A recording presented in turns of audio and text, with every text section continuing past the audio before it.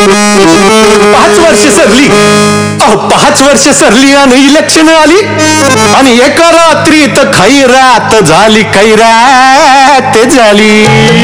काय सांगता?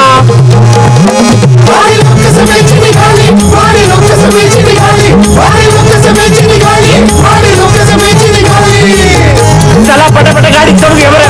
पुढे सरका, मला फार बोलायला नका. चला पटापटा.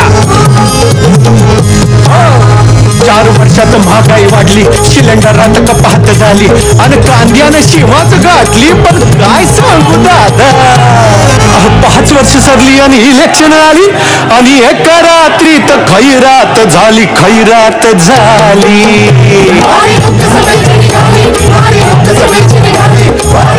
आपली वारी पोचलेली रावेर लोकसभा मतदारसंघामध्ये महायुतीच्या उमेदवार आहेत रक्षाताई खडसे. त्या आधी पण खासदार होत्या 2 टर्म, बरोबर ना रक्षाताई? क्या बात आहे, रक्षाताई 2 टर्म महायुतीच्या खासदार आहेत. आणि महाविकास आघाडीकडून श्रीराम पाटील, बरोबर?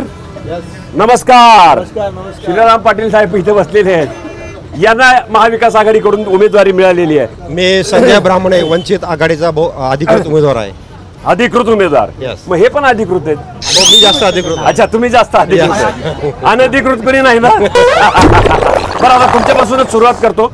कोणत्या मुद्द्यांवर तुम्ही इलेक्शन लढवणार आहात? या भागात वारी लोकसभेची ही बस ज्या ठिकाणीचं नियोजन होतं तिथपर्यंत पोहोचूच शकली नाही. म्हणजे इथे विकास खरोखर झाला आहे का, हा एक मोठा कळीचा मुद्दा येणार आहे. या भागात इथं हा केळी बेल्ट आहे. या ग्रीन बेल्ट मध्ये शेतकऱ्याला लागणाऱ्या रस्त्यांची दळणवळणाची व्यवस्था अजिबात कुठे दिसली नाही. दळणवळणाची व्यवस्था नाही, अजिबात नाहीये.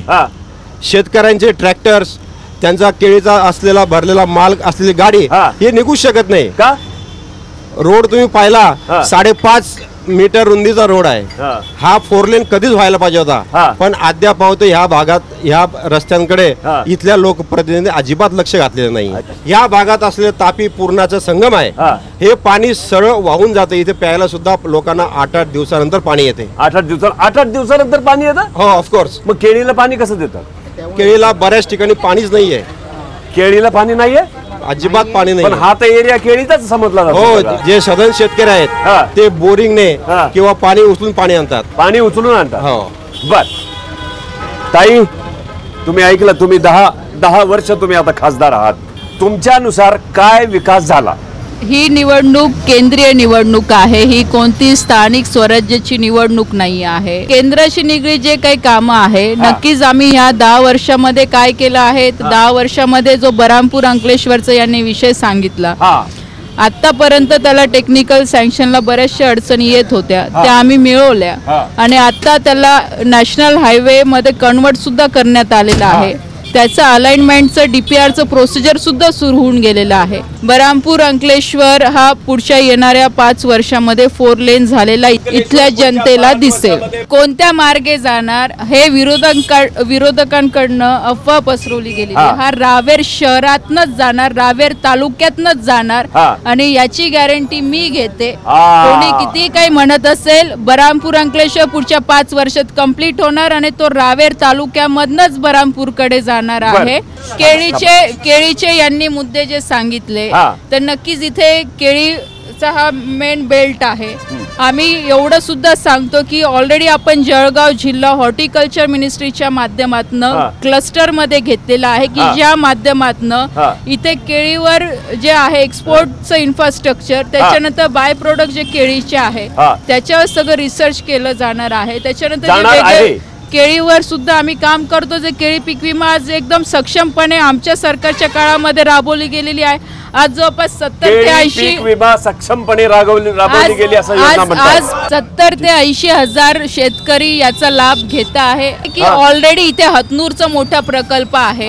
मागच्या काळामध्ये सिंचनाचे जेही प्रकल्प आहे, बोदवड सिंचन योजना असेल, हतनूर प्रकल्प असेल, त्याच्यानंतर वाघूर असेल, याच्यावर निधी येऊन त्याचंही काम सुरू झालेलं आहे. आता एक मिनिट थांबा. आता हे पाटील साहेबाला विचारतो. प्रतिनिधी जे असावे तर ते प्रॉपर त्याचं ऑब्झर्वेशन करणारे असावे. आपण ज्या क्षेत्रात काम करतो त्या क्षेत्राचं माहिती असायला हवे, जेणेकरून जनतेशी आपल्याला खेळता येणार नाही.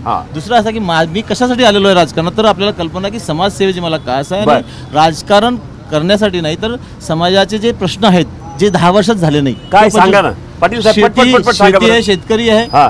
तरुण वर्ग आहे, सर्वसाधारण आहेत, अल्पसंख्याक आहे, रोड आहेत, शेत शिवारचे रस्ते आहे, असे भरपूर प्रश्न आहेत. पाण्याचे प्रश्न अजूनही. पण हे सगळे प्रश्न तुम्ही मला असं वाटतं की फार जुने प्रश्न आहेत. नाही म्हणजे हे काहीच सॉल्व्ह झाले नाही. आता मी एका गावात गेलो होतो तिथे तर 30 वर्षापासून अजूनही त्यांना पाणी नाही. 30 वर्षापासून पाणी नाही. कशाला? प्यायला पाणी नाही. प्यायला आता पाणी नाही. 100 रुपयाचं टँकर ते भरून आणतात, टाकी भरून आणतात. आता जिवंत प्रश्न आजचा डेव्हलपमेंट म्हणजे काय, विकास म्हणजे काय, त्याचं डेफिनेशन समजायला पाहिजे. ते त्यांनी सांगायला पाहिजे की डेव्हलपमेंट म्हणजे हे आहे आणि मी ते केलेलं आहे. 4 ब्लॉक आणि 100 मीटर गटार हे डेव्हलपमेंट नसते. 4 ब्लॉक आणि 100 मीटर गटार ही डेव्हलपमेंट नसते. बोला बोला, कोण बोलणार तुमच्यापैकी, कोण बोलणार? रक्षाताईंना माझा प्रश्न आहे. 2022-23 मध्ये केळीचा विमा, पीक विमा शेतकऱ्यांनी काढलेला होता आणि तो पीक विमा मंजूर आहे. AIC हे शासनाची कंपनी आहे, हे सरकारचे लोकप्रतिनिधी आहे आणि तो ट्रिगर मंजूर असताना सुद्धा, वाऱ्याच्या वेगाचा ट्रिगर मंजूर असताना सुद्धा आजपर्यंत शेतकऱ्यांच्या खात्यात पैसे आलेले नाही आहे. आता 75,000 पैकी आतापैकी 54,000 लोकांचे पैसे येऊन गेलेले आहे. 16,500 शेतकरी याच्यामध्ये बाकी आहे. जे 10,000 आहे जे ओव्हर इन्शुरन्स वाले आहे की ज्यांच्या रेकॉर्ड म्हणजे असं कंपनीचं म्हणणं आहे की बाबा की हेक्टरी 1 हेक्टर लावलं असं पण विमा 2 हेक्टरचा काढलेला आहे, तर त्याला ओव्हर इन्शुरन्स म्हणतात. तसे 10,000 प्रकरण थांबलेले आहे. जे 10,000 आणि त्याच्यानंतर 10,000 शेतकऱ्यांचे प्रकरण हे रिजेक्ट करण्यात आले होते. आम्ही कलेक्टरकडे समिती स्थापित केली केंद्र सरकारच्या माध्यमातून. त्याच्यातले 6,000 प्रकरण आम्ही पास केले आणि येणाऱ्या पुढच्या 4-5 महिन्यामध्ये याचे सगळे पैसे येणार आहे. आणि फक्त ही अडचण ह्या वर्षी झाली. त्याचंही कारण मी असं सांगते की काही लोकांनी त्याच्या तक्रारी केलं होतं की शेतकरी काही खोटे विमे काढतात म्हणून त्याची हे सगळी टेक्निकल प्रोसिजर झाली आणि त्याच्यामुळे विमे काढतात म्हणून पण कधी कधी प्रॉब्लेम होतो. ताईला माझा असा प्रश्न आहे, ताईंनी उत्तर दिलं की बुवा मी अंकलेश्वर बऱ्हाणपूर हा रस्ता जो आहे तो रावेर तालुक्यातून होणार. यांचं म्हणणं तितपत योग्य आहे की रावेर तालुक्यातून होणार, पण रावेर तालुक्यातून विवरा गाव जाते हे या ताईंना माहिती आहे. 10 वर्षाच्या कालावधीत यांनी त्या रस्त्यासाठी काय प्रयत्न केले असतील ते त्यांनी सांगावं. 1 मिनिट ताई. आणि ते विवरा मार्गे अंतुर्लीला नेत आहेत. हजारो एकर जमीन शेतकऱ्यांची, हे हजारो एकर जमीन शेतकऱ्यांची राजपत्रित झालेला आहे. मुळातच राहिलं तर रावेर लोकसभेच्या बाबतीमध्ये गेल्या 4 महिन्यापासून आम्ही वंचित बहुजन आघाडीच्या माध्यमातून प्रवास करतोय. आज दुपारपर्यंत 437व्या गावामध्ये गेले होते आणि तब्बल तरुणांचे जथ्थेच्या जथ्थे गावाचे ओटे झिजवत बसताना दिसतात. काही म्हणतात की 10 वर्ष झाले मी लोकप्रतिनिधी होते. सातपुड्यासारखा समृद्ध परिसर तापी पूर्णा खोरा आहे आणि एकीकडे बनाना बेल्ट म्हटलं जातं. रावेर लोकसभा क्षेत्रातल्या एकूण मतदानापैकी 3 लाख मतदार हा 40च्या आतला आहे आणि तो बेरोजगार बसलाय. तर गेल्या 10 वर्षात यांना बनाना कल्टिवेशन झालं कुठे? अहो, बनानाच्या नावाखाली येणाऱ्या इंडस्ट्रीज गेल्या कुठे? भुसावळला जे मध्यवर्ती रेल्वे स्थानक आहे तर त्या मध्यवर्ती रेल्वे स्थानकावर कोचिंग कंपनी येणार होती. ताईसाहेब गेली. आता ताईंनी जो रेल्वे कोचिंगच्या संदर्भात ताईंना प्रश्न केला त्या रेल्वे कोचिंगलाच धरून एक प्रश्न आहे की त्या रेल्वे कोचिंग साठी यांनी रेल्वे प्रशासनाला हाताशी धरून भुसावळ शहरामध्ये तब्बल 10,000 लोकांची घरं उद्ध्वस्त केली. अतिक्रमणाच्या नावाखाली त्यांना बेघर केलं. आतापर्यंत त्या विस्थापित झालेल्या लोकांना यांनी पुनर्वसन देखील केलेलं नाही. पुनर्वसन झालेलं नाही. आपल्या भागामध्ये महाराष्ट्रामध्ये रेल्वे गाड्या बंद झालेल्या आहेत. UP बिहार लोकांसाठी गाड्या, पण महाराष्ट्राच्या लोकांसाठी रेल्वे, पुण्यासाठी ते गाडी नाहीये. पुण्यासाठी गाडी नाही हा मला गाडी नाही. आणि रोज 1000-2000 लोक जसं परप्रांतातून इथून रोज 1000 जळगाव जिल्ह्यातून 15,000 ते 20,000 लोक पुण्याला जातात. पण पुण्याला जाण्यासाठी म्हणून ट्रेन नाही. लूट चालू आहे. रावेर लोकसभा मतदारसंघामध्ये आजपर्यंत काही एरियामध्ये MIDC झालेली नाही. MIDC कुठला? रावेर, यावल, चोपडा, भुसावळ, मलकापूर, कुठल्याच एरियामध्ये MIDC केलेली नाही मॅडम. ताई, तुमच्याकडे एक 4-5 प्रश्न घेऊन मी आलेलो आहे. एक यांचा प्रश्न, एक या ताईंचा प्रश्न, एक यांचा प्रश्न. आपण बघत राहू, आपण बोलत राहू. मी घेतो ब्रेक, मी पितो पाणी, जळगावचं पाणी पितो आणि बघतो कसं आहे जळगावचं पाणी. ताई, मी तुमच्याकडे येणार. बघत राहा महायात्रा वारी लोकसभेत.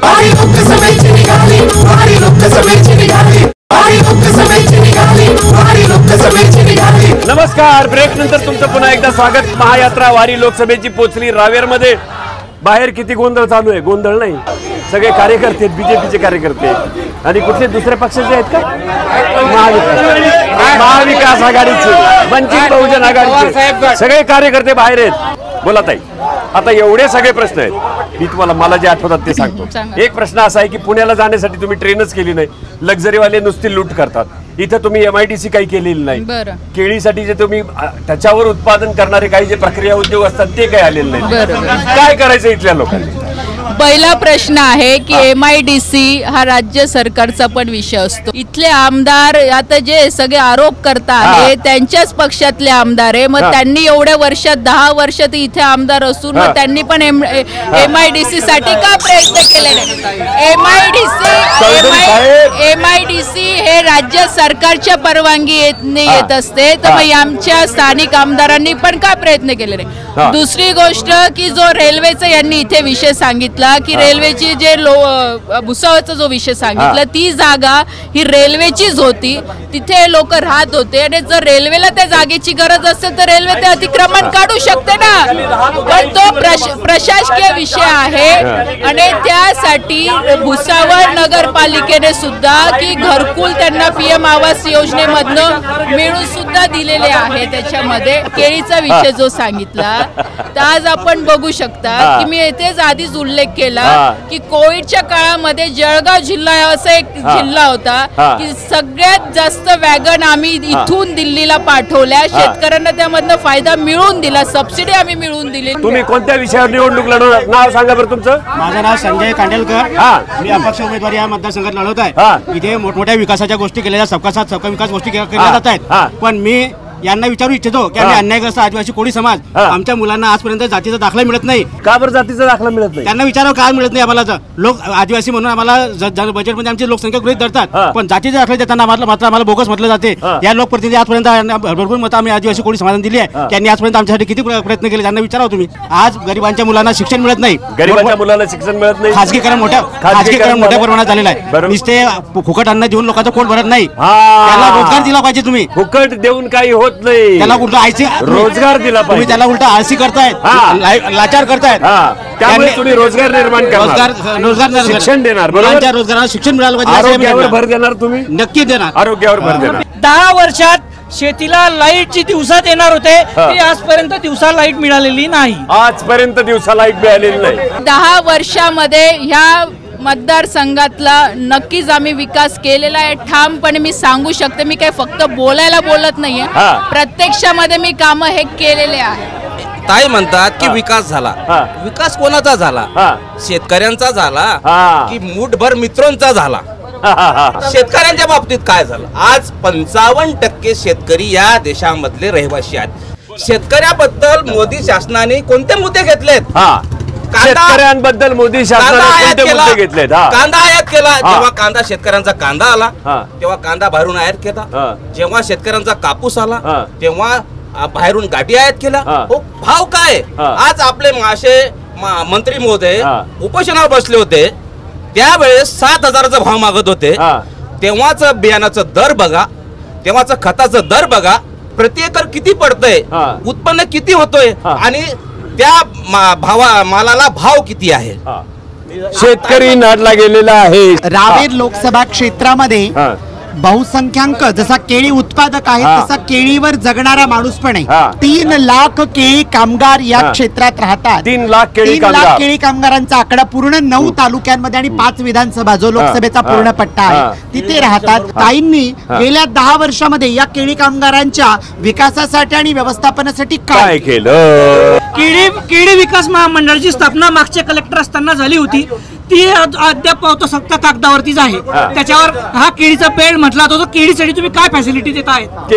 केळीच्या संदर्भातला काय मुद्दा आहे?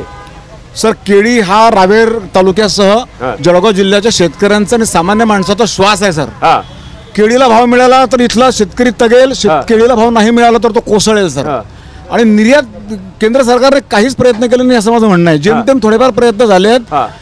दक्षिणेकडचे 2 राज्य ज्यांना केंद्र सरकारने 100 कोटी रुपये प्रत्येकी एक्सपोर्ट साठी दिले, पायाभूत सुविधांसाठी दिले एक्सपोर्टच्या. आणि जळगाव जिल्हा हा खूप आधीपासून केळीसाठी प्रसिद्ध आहे, पण जळगाव जिल्ह्याला वगळलं.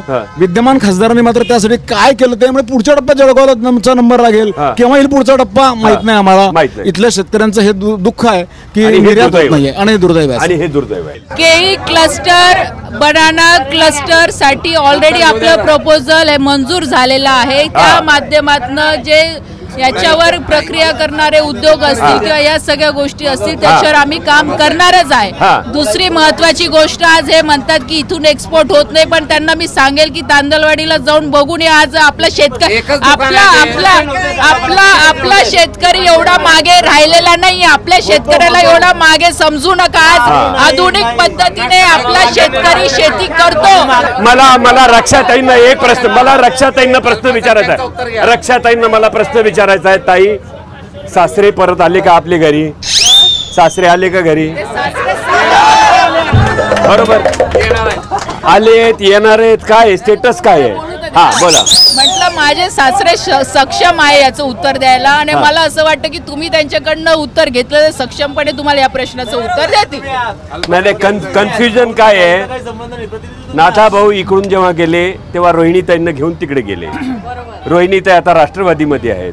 नाथाभाऊ परत इकडे आले, त्या राष्ट्रवादीमध्ये राहिल्या. नाथाभाऊ जेव्हा गेले तेव्हा तुम्ही भाजपमध्ये होत्या. म्हणजे एक जण इकडे एक जण तिकडे ठेवायचं असं काही ठरलंय का आपलं? आमच्या परिवारामध्ये मला असं वाटतं की आज रोहिणीताई ह्या स्वतंत्र आहे, मी स्वतंत्र आहे. आमच्यावर तसे संस्कार आधीपासून आहे की प्रत्येक जण आपला आपला निर्णय सक्षमपणे घेऊ शकते. ज्यावेळेस नाथाभाऊ एनसीपी मध्ये गेले त्यावेळेस मी ठाम होती की मी बीजेपी मध्येच राहून काम करणार आहे. आज तो व्यक्तिगत रोहिणीताईंचा निर्णय आहे. त्याच्यामुळे काही आम्ही जबरदस्ती केली, आणि शेवटी व्यक्तिगत राजकारण आज प्रत्येकाचं विचारांचं राजकारण आहे. आज त्यांना जे विषय पटतो ते त्यांनी एक्सेप्ट केला. आम्हाला बीजेपी पटली, मी बीजेपी मध्येच काम करते. क्या बात आहे. याला म्हणतात प्रामाणिक उत्तर. जरा टाळ्या वाजवल्या पाहिजेत ताईंसाठी. वा वा वा. तुम्हाला सगळ्यांना या निवडणुकीसाठी खूप खूप शुभेच्छा. All the best. तुम्ही तुमच्या लोकांना घेऊन जा, त्यांना मतदान करायला सांगा. आपण जाऊया आपल्या पुढच्या टप्प्यावर. मतदानाची वेळ आलेली आहे. सगळीकडे प्रॉब्लेम आहे साहेब, सगळीकडे प्रॉब्लेम. उद्योग, शिक्षणाचेच प्रॉब्लेम आहेत. काय बोलणार आता मला सांगा. तुम्ही इतके मुद्दे मांडलेत, मी पण ते सगळे बोललो. आपण जाऊया पुढच्या टप्प्यावर. तुम्ही बघत राहा महायात्रा वारी लोकसभेची. आता माझे सगळे निर्णय गेलेले, आता आणखीन काय होणार माझ्या निर्णयाचं मला माहित नाही. धन्यवाद. 4 वर्षात महागाई वाढली, सिलेंडरात कपात झाली, आणि कांद्याने शिवाच गाठली. पण काय सांगू दादा, 5 वर्ष. मंडळी, आपण चर्चा केली रावेर लोकसभा मतदारसंघामध्ये. इथले केळीचे प्रश्न खूप महत्वाचे आहेत, शेतकऱ्यांचे प्रश्न महत्वाचे आहेत, केळीवर प्रक्रिया उद्योग नाही आहेत ते सगळे प्रश्न महत्वाचे आहेत, पाण्याचा प्रश्न महत्वाचा आहे, मेगा रिचार्ज हा एक मुद्दा आहे, तो मुद्दा आपण बोलणार आहोत. मंडळी, आपण काय काय बोलणार आहोत, पण हे कुणी ऐकून घेतलं पाहिजे ना. यांनी आता लवकरच मतदान येणार आहे. मतदानाची तारीख लक्षात ठेवा. पहिला नंबर तुमचा लावा, स्वतःचा जाऊन मतदान करा, कारण विकासात तुमचं मत फार महत्वाचं आहे. मी जातो माझ्या पुढच्या टप्प्यावर. तुम्ही बघत राहा महायात्रा वारी लोकसभेची.